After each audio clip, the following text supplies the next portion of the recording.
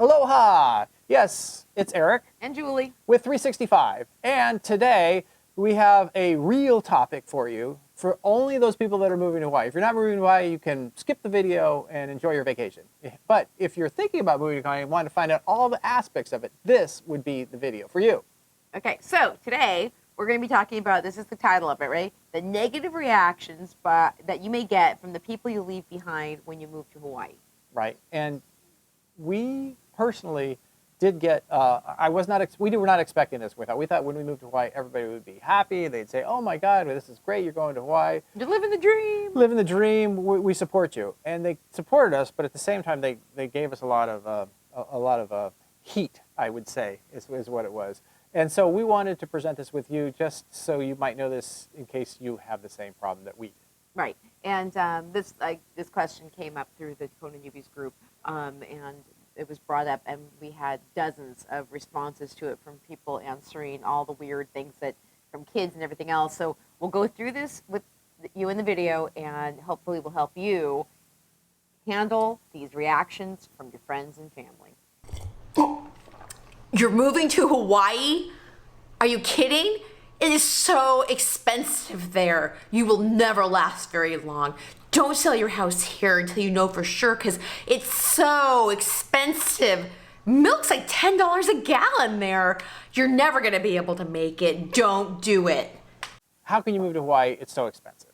And it seems like, why would somebody care if you could afford being in Hawaii or not? Because I think what they're thinking is that you are going to go there, blow all your money, and then come back running with your tail behind your legs, saying, oh my gosh, I blew all this money and now I'm back. Or if you're a family, maybe you need some help with that too. You know what I mean? Or you'll be asking for money, that they might become a liability. You have to send you back off the island of running out of money. Yeah. So first of all, don't come to the money unless you don't come to the island unless you've got a decent amount of cash, because you want to make sure it's definitely one. Yeah, you don't want to be running GoFundMe accounts with your friends and family back on the mainland to get you to stay in paradise. No, right? but the question was, is Hawaii expensive? And we've covered this in other videos, so we'll briefly touch on it here. But the answer is yes, Hawaii is expensive, but it's not quite as bad as you think. And yes, food is really expensive here, but you kind of make up for the cost of food with other things. You tend not to go as many places.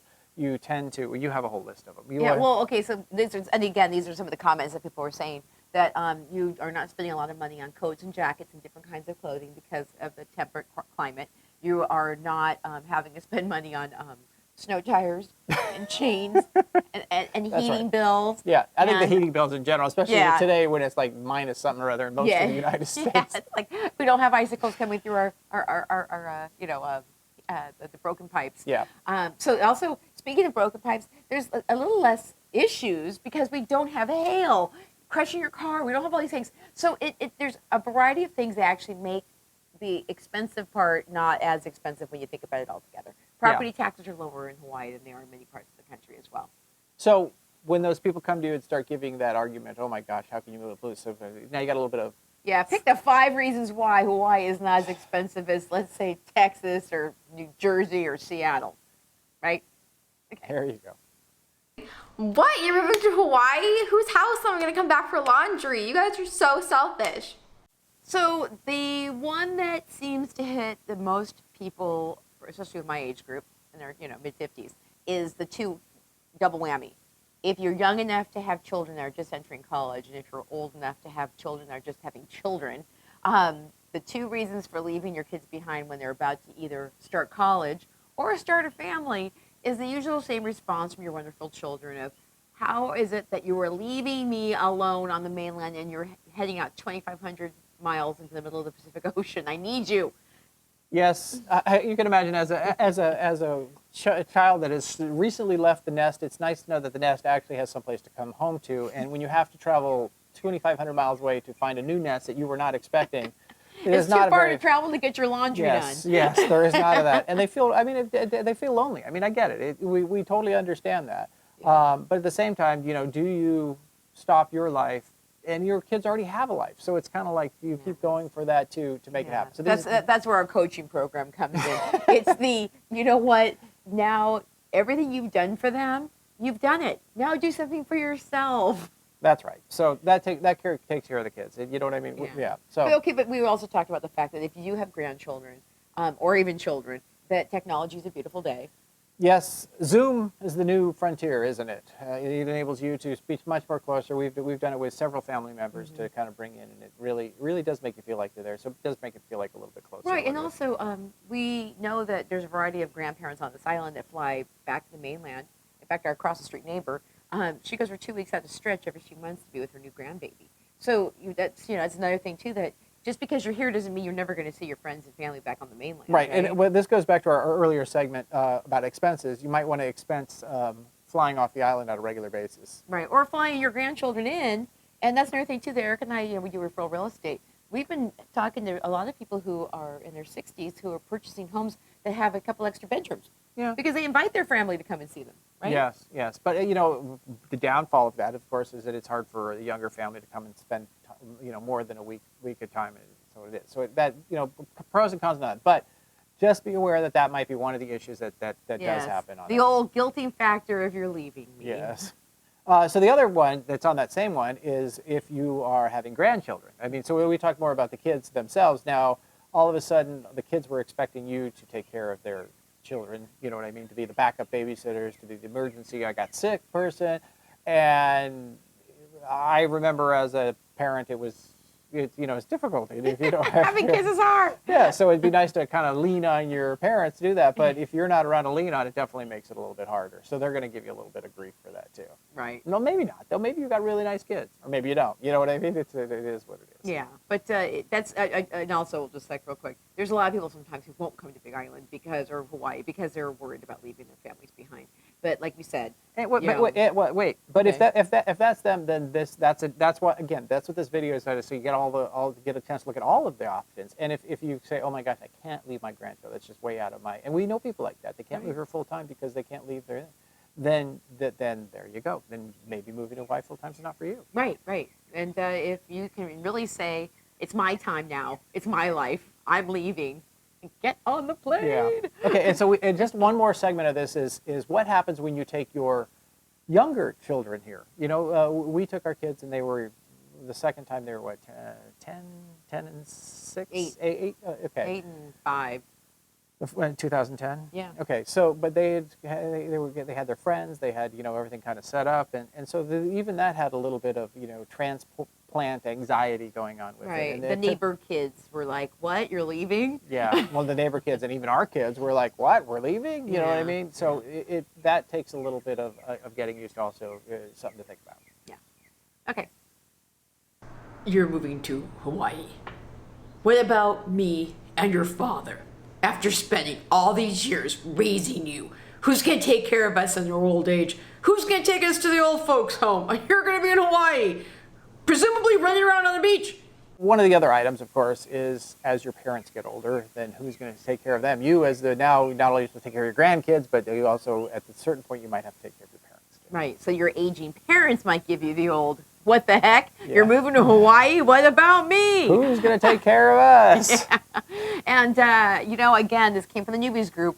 A variety of people said that they had been the caretaker for many years and they made their siblings step up and take care of their parents for a while. And then, like you mentioned when we were talking about this before, is the fact that sometimes what people do also is they bring their aging parents here with them. Yes, there's not. First of all, that sounds like a great idea, but it has a couple issues with it. There's not a lot of care facilities, which again we've talked about before. But there is, you can do it. You know what I mean? It is doable, Yeah. and that way you're with your parents and everything's great, and they might actually enjoy it. You can Nohana unit, and you can take care of them. It's kind of like going to Florida. You know what I mean? Kind of the same idea. Yeah. And the thing too with the aging parent experience is that when I was coming back to Hawaii, or coming to Hawaii to live here full time, my mom's concept was basically, I want you to be happy and I want you to pursue your dreams. So I'm so thankful that she didn't do that to us. And of course I missed her. But again, if you're susceptible to guilt, wait till the last minute to tell them you're leaving. No, don't do that. That's horrible. Don't do that. Oh, God. Yeah, that'll get you the other way, too. But no. But again, all of these are about, just realizing that these issues are going to come. Right. And you're going to have this conversation with people that you're dealing with on the way out the door. So. What? You're moving to Hawaii? We've been friends forever. We've been best friends with your little children. Now you're leaving thousands of miles away. Oh my gosh, you're leaving me. Leaving me. Like alone. Like forever. Oh, I don't even know how to take this. Why? Okay, so everybody has friends, of course, but everybody has that one special friend. And sometimes maybe that one special friend doesn't have a lot of other people, and you're that special friend. And if you leave, what's going to happen to that person? And I don't even know how to start with that. What can you say about that, Julie? Okay, so one of the comments in the group when we were talking about this, they said that they had this one gentleman had an older friend. He was like in his 80s, and he passed away within 6 months after this guy left him. And he said he felt horribly guilty, but he couldn't hang out waiting for this gentleman to pass away so he could go and have his life too. Because as you guys know, every day that you spend on the mainland is one less day you're spending here enjoying your life for yourself. And so, we hear these people saying, oh, I can't come until my parents pass away, or can't come when my aging pet passes away. Pets right? or pets. I got Pets. 3 pets that have to die before we pass away. I've heard that. I know, I have too. So, and all of a sudden, you find yourself getting here in your late 70s, and then are you hiking anymore? Are you enjoying going snorkeling and scuba diving? No. So there are days where it's a difficult decision to make the move to Hawaii, and there are some days where you're leaving people behind. And I've also heard people invite their friends over, right? And they do. But, that's a very hard thing to do, is tell your best friend. In fact, one of my friends, she's my best friend on this island, it was the exact opposite. She had to move back to Seattle for health care. It was like one of the worst days I've ever had in Hawaii, watching my best friend have to leave the island. Yeah. And again, we set up FaceTime and Zoom and stuff, but it's never the same. So it's one of those things. Yes, it's a difficult conversation and it's painful, and you have to say, you know what, it's a sacrifice. And people say, why are you sacrificing yourself to go to Hawaii? What kind of sacrifice is that? Well, you sacrifice the relationships you have with people you have on the mainland. Yeah, and this goes. I just going to split it a little more, explain a little more about sacrificing. When you move to Hawaii, there's choices, right? And sometimes those choices you have to give something up to get something.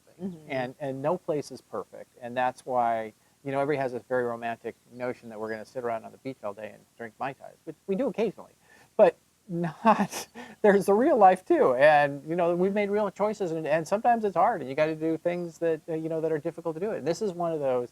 Everybody has to ask yourself, what are you willing to do if that's going to make you happy? Yeah. What are you willing to give up? Right. What are you willing to give up? Right. And what in general, what we've been trying to do is provide a wide variety of viewpoints, so you get a full rounded.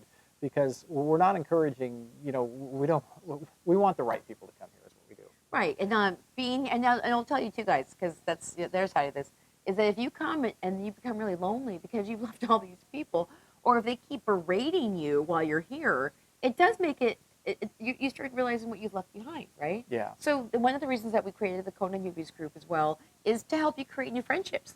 Yeah. And a support structure of people who know exactly what you were going through when you had to leave all those people behind. So it's a nice soft landing when you have a little bit of community when you show up here. And that's the reason why we created the 365 Ohana group, too. So you can go to our movetohawaii.com. When was the first group we created by? Just a little side note for you guys. When we went out there on the beach a long, long time ago. Oh, gosh. Do you know what year that was?